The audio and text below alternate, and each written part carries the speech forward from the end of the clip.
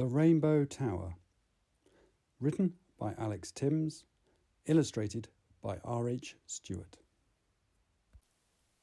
Episode 14. Blue.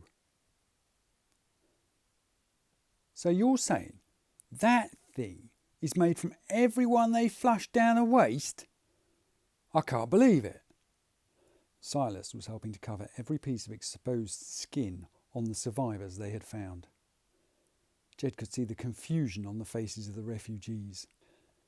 This mix of workers and lift attendants had just faced an unimaginable horror, only to be rescued by a guard who wouldn't stop talking, but who seemed to be taking orders from a mute boy.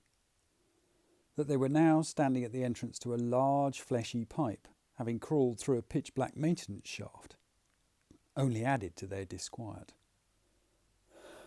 "Right," Silas went on, as he pulled a makeshift scarf over the last person's face.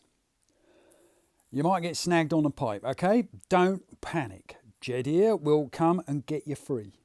He moved to the back of the line and adjusted his own protection. "This isn't the same thing that attacked the lifts, and it really is the only way out." Jed could see in the eyes of the strangely wrapped-up crowd that many weren't convinced. "And remember, don't touch anything." Silas looked towards the front. "Okay, Jed, lead on." Jed stole a glance at the crowd. Suspicion in their eyes had been replaced by fear. He knew if he didn't make them move now, they never would. He ducked into the pipe. The soft flesh was springy underfoot between the cartilage rings, and after a few easy steps he turned to check on the others. They didn't find it so simple. As soon as the first person entered the small pipe, white nodules began to expand from the walls, some of them sending out stubby arms which stuck to clothing and boots. Jed had to keep nipping back and forth, pushing past slowly moving individuals to free them from what became webs of material. He was convinced there were far more nodules than when he and Silas had made the journey before. It was worst in the area near the rent from which he had first noticed the blood. Here, everyone stopped as they worked out how to climb the now vertical pipe, only to become stuck. Jed spent a long time breaking them free from rapidly hardening strands. At last he saw Silas, the last in the line. He had to keep moving on the person in front of him, who kept freezing. At first, Jed thought this short and stout lady was scared, like most of the others, but then he realised she was pausing at regular intervals to inspect the pipe walls. "Fascinating," she said as she reached Jed, her eyes bright and shining as she flashed a torch around. "Absolutely fascinating." "Will you turn that damn light off?" Silas hissed. "It might see us." She ignored him and looked down at her own boots, which were rapidly disappearing under a blanket of white strands. "It's fighting us, just like our own bodies would, trying to kill off anything that doesn't belong in here." She fixed Jed with a steady gaze as he broke her free. "And for some reason, young man, you do belong. Fascinating." She began to climb, using the rings as a ladder, leaving Jed feeling bewildered. What did she mean he belongs here? Jed was shaken out of his thoughts by a cry for help. Silas was nearly covered from head to foot and stuck fast. Jed quickly broke off the white strands encrusting him. "Thanks," Silas gasped as Jed pulled it away before it reached the skin round the man's eyes. "I think we'd better hurry."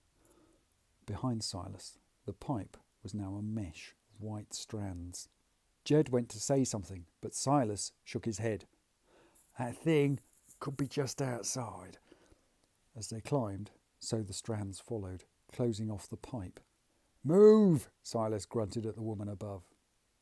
"You're not a guard anymore, you know," she retorted. "We're all equal in here." "We'll all be equally dead if you don't get a move on," Silas replied. Jed noticed that, to her credit, the woman did speed up. At last the pipe levelled out. Jed pushed forward through everyone, all of whom had come to a stop. "Keep moving!" Silas called from the back. "Shh!" someone hissed at him from the front. Jed saw why. They were at a set of louvers overlooking the transfer lobby for the lift from blue to indigo. 2 blue-robed enforcers stood either side of the lift doors, electric prods grasped in their gloved hands. Silas shouldered his way through. "What a blazes is—" he began, only to fall silent when Jed pointed at the grill. "Ah," Silas breathed as he squinted between the small strips. "Why are those things guarding the lifts?" It was the short woman who had also elbowed her way through. "Surely they must know everything's been destroyed." "Whatever they do or don't know," Silas whispered, "we'll need to take 'em out." A muted cry for help had Jed hurrying to the back as the strands began to snag people. "Well, can't we just explain?" Jed heard the short woman ask. "Believe me, I've tried," Silas muttered. "But violence can't," the woman began again. Silas lifted the louvers off their mounting. "You coming or not?" he asked the woman. She took hold of the panel beside him. "Ready, everyone?" he asked. Wide-eyed, Jed watched as they all charged out of the pipe using the louvered panel as a battering ram. Jed had been in fights before. Simon had been one for trying to throw his weight around, but not like this. He and the other refugees were exhausted, but desperate. The enforcers were inhumanly strong and seemingly impossible to hurt. Jed staggered to his feet, having been knocked sideways by a blow that winded him, to see at least their superior numbers were having an effect. 2 men wrestled off an enforcer's hood, while the stout lady hit him with his own baton. Jed ran to join Silas, who was struggling with a second enforcer. "His hood!" Jed yelled, jumping on his back. "Take off his hood!" He reached down and grabbed at the brass rings, trying to pull the face piece out of line and blind the enforcer. It worked. Punches that before had been well aimed and effective started missing. Silas and the others took advantage and managed to duck under the man's guard, knocking him to the floor. As he toppled, Jed pulled at the hood with all his might. He dragged it and the cloak off the man. Jed could only stare as the man looked up at him. The enforcer didn't have eyes like Jed and the others. Instead of dark pupils with a coloured iris around, his were totally white. The enforcer surged to his feet and lunged at Jed with no sound from his mouth or emotion on his face. Jed was so shocked he was frozen to the spot. The man's hands were almost on him when suddenly the enforcer crumpled.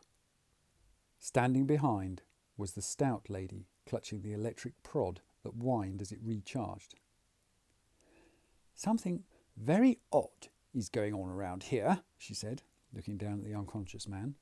"Very odd indeed." "We have to keep moving," Jed said urgently as some of the group began to sit on the floor trying to recover from the fight. "The mass could be here any minute." People started staggering to their feet again. "Help me," Jed said, trying to lift the enforcer. Silas looked at him. "What, them too?" he asked. Jed nodded. Silas looked as though he thought Jed were mad, but he still came over and helped to haul the unconscious man to his feet. "You do realise," Silas grunted, taking the man's weight, "that even if we manage to make it past this bloke's pals, we still somehow have to cross into green." Others in the group were struggling to lift the other enforcer. "I know," Jed replied quietly, "and at those eggheads will take a lot of persuading to let any of us in." "I know," Jed snapped, "okay?" He knew all of this. He also knew he didn't have any of the answers. "Well, good. I was just checking," Silas said, and began dragging the man towards the corridor. "Wait a moment." It was the stout lady. "Why don't we send this young man ahead? If he could persuade Green to open up before we arrive, well, it would speed everything up." "Now that," Silas said, dropping the enforcer, "sounds like a plan." He turned to Jed. But Jed protested. Silas interrupted him. "We have to fight our way to the lifts, trying to find as many normal people as we can. You can just climb up those living tubes and, well, reach there easy as anything." Jed wanted to protest, but as he looked around, he saw the fear in people's eyes had been replaced by hope. Hope that he could save them. "And I know just the place you can start," Silas said.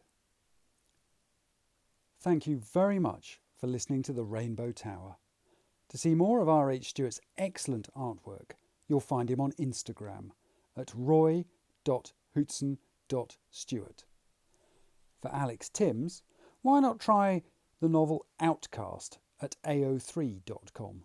Or, for something completely different, check out the Amier series on YouTube or at amier.com, also by Alex Tymms.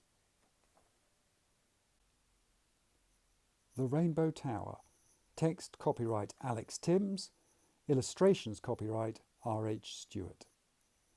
The right of Alex Tymms and R H Stewart to be identified as the author and illustrator of this work has been asserted in accordance with the Copyright Designs and Patents Act 1988.